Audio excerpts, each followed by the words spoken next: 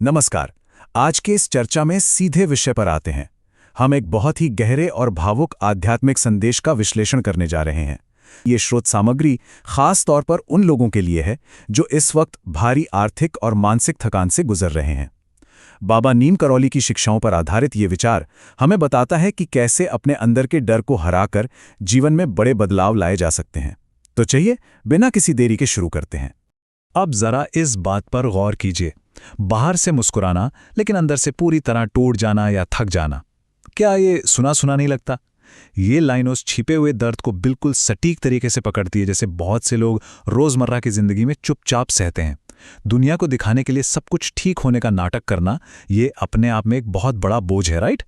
ये एक ऐसी मानसिक स्थिति है जो इंसान को अंदर ही अंदर खोखला कर देती है। तो अब आते हैं पहले मुख्य बिंदु पर। असली गरीबी आखिर है क्या? आइए संघर्ष की असली वजह को समझते हैं। यहां एक बहुत ही जबरदस्त तुलना की गई है। देखिए, एक तरफ है आर्थिक गरीबी यानी खाली जेब, संसाधनों की तंगी, जिसे हर कोई साफ साफ देख सकता है। लेकिन दूसरी तरफ है आध्यात्मिक और मानसिक गरीबी, मतलब हमारे अंदर का वो डर, खुद पर शक करना और ये सोचना कि लोग क्या कहेंगे।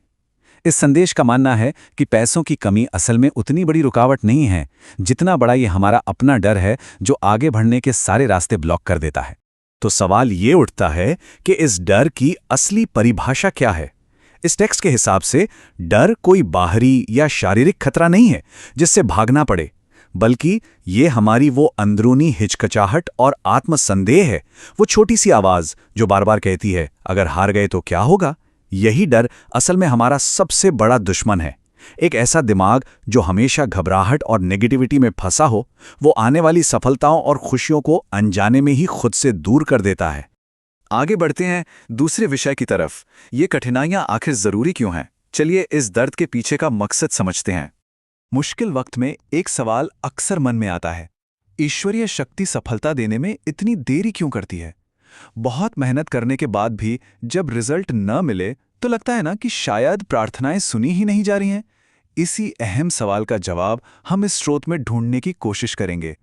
और इसका जवाब एक बहुत ही खूबसूरत उदाहरण से दिया गया है। सोचिए, अंधेरी मिट्टी में जब कोई बीज पड़ा होता है तो उसे दफनाया नहीं गया है, बल्कि उसे बोया गया है ताकि वो एक विशाल पेड़ बन सके। है ना कमाल का नजरिया? ये विचार हमारे अकेलेपन और संघर्ष के दिनों को देखने का पूरा नजरिया ही बदल देता है। मतलब वो अंधेरा और वो अकेलापन किसी चीज का अंत नहीं है, बल्कि वो तो हमारी ग्रोथ और एक मजबूत नींव तैयार करने का बेहतरीन समय है। तो इस संघर्ष के कुछ बहुत ही खास मकसद बताए गए हैं। पहला, ये हमारे अंदर एक ऐसी मजबूती पैदा करता है जिसे कोई तूफान हिला नहीं सकता।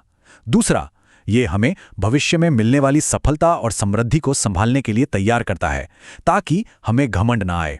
और तीसरा, ये हमें इतना सक्षम बना देता है कि हम किसी दिन दूसरों के अंधेरे जीवन में भी रोशनी ला सकें।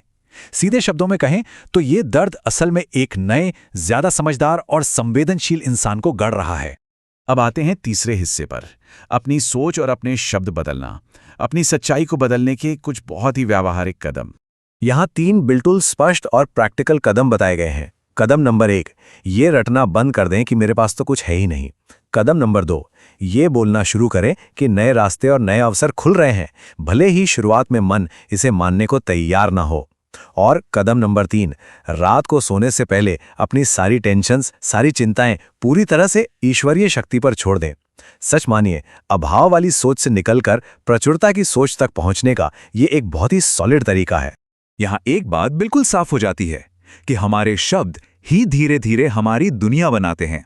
अगर हम लगातार सिर्फ अपनी कमियों और परेशानियों का रोना रोते रहेंगे तो अनजाने में हम उसी कमी को अपनी जिंदगी में और ज्यादा खींच लाएंगे। स्रोत के मुताबिक हमेशा शिकायत करने की ये आदत सफलता को दरवाजे तक आने के बाद भी वापस लौटा सकती है। इसीलिए हम क्या बोलते हैं इस पर ध्यान देना बहुत जरूरी है। चौथा बिंदु, एक पवित्र हृदय की रक्षा करना। रिश्तों को कैसे संभालें और बदलाव के संकेतों को कैसे पहचानें? इस स्रोत में एक बहुत ही स्पष्ट चेतावनी दी गई है, सुनिएगा। गलती अच्छे होने में नहीं है, बल्कि हर किसी पर आंख मूंद कर भरोसा कर लेने में है। ये उन लोगों के लिए एक बहुत बड़ी सलाह है जिनका दिल तो एकदम साफ होता है, लेकिन बदले में उन्हें अक्सर धोखे मिलते हैं। यहाँ एक बैलेंस बनाने की बात हो रही है। अपनी अच्छाई और दयालुता मत छोड़िए, लेकिन उन लोगों से जरूर सावधान रहिए जो सिर्फ आपके साफ दिल का फायदा उठाना चाहते हैं। अब ये जानना बड़ा दिलचस्प है कि जब जीवन में कोई बहुत बड़ा बदलाव आने वाला होता है तो कैसा महसूस होता है। स्रोत में कुछ बहुत ही अजीब और विरोधाभासी संकेतों की बात की गई है, जैसे अचानक बिना किसी बात के अजीब सी बेचैनी होना, बिना वजह डर के पाला आना, या ऐसा लगना कि जैसे सब कुछ कंट्रोल से बाहर जा रहा है। मजे की बात यह है कि ये संकेत नेगेटिव नहीं है, बल्कि ये इस बात का इशारा है कि जिंदगी का एक पुराना मुश्किल चैप्टर अब बस खत्म ही हो रहा है और एक शानदार नई शुरुआत दरवाजे पर खड़ी है। और इसी के साथ हम आते हैं पांचवें और आखिरी विषय पर, नई शुरुआत का वादा, अप्रत्याशित सफलताओं की उम्मीद करना। ये पूरा सफर बहुत ही तार्किक तरीके से समझाया गया है। देखिए, पिछले कुछ सालों का समय कैसा रहा, अकेले ही संघर्ष करना और छुप छुप के आंसू बहाना। आज रात क्या करना है? अपनी सारी चिंताओं को सौंप देना और चीजों को कंट्रोल करने की जिद छोड़ देना। कल का दिन कैसा होगा? एक नई उम्मीद के साथ जागना जहां डर बहुत कम हो चुका होगा। और आने वाले कुछ महीने अचानक नए अवसर मिलेंगे और वो सच्ची मानसिक शांति महसूस होगी जो कहीं खो गई थी। ये है वो पूरा सफर, दर्द से लेकर सफलता तक का। और याद रखिए, इस बदलाव को आने में हमेशा बहुत लंबा समय नहीं लगता। ये विचार वाकई बहुत पावरफुल है। कभी कभी सिर्फ एक फोन कॉल, अचानक मिला कोई मौका या किसी से हुई अप्रत्याशित मुलाकात पूरी जिंदगी को पलक झपकते बदल सकती है।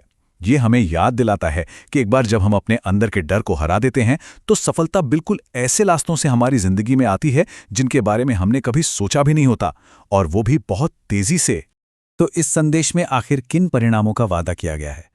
बंद पड़े रास्ते अपने आप खुलने लगेंगे, पैसों की जो रुकावट थी वो खत्म होगी और प्रवाह फिर से शुरू हो जाएगा। और सबसे बड़ी बात, जो मन की शांति खो गई थी वो पूरी तरह वापस लौट आएगी। सनातन टीवी की इस मूल सामग्री के अनुसार, जो कोई भी बुरे वक्त में अपना विश्वास टूटने नहीं देता, उसके लिए भौतिक और आध्यात्मिक दोनों ही तरह की सफलता के दरवाजे खुल जाते हैं। अब हम इस विश्लेषण के बिल्कुल अंत में आ गए हैं। इस एक बात पर गहराई से विचार किया जा सकता है, क्या आज की ये दर्दनाक संघर्ष कल के एक बेहद मजबूत और न टूटने वाले भविष्य की नींव साबित होंगे? ये संदेश तो बिल्कुल इसी बात की ओर इशारा करता है। ये एक चुनौती है कि हम अपनी आज की परेशानियों को सिर्फ दुख की तरह न देखें, बल्कि एक ऐसी प्रक्रिया के रूप में देखें जो हमें कल की महानता के लिए तैयार कर रही है। आज की इस चर्चा में बस इतना ही। इन विचारों पर गौर जरूर कीजिएगा। जल्द ही एक नए विश्लेषण के साथ फिर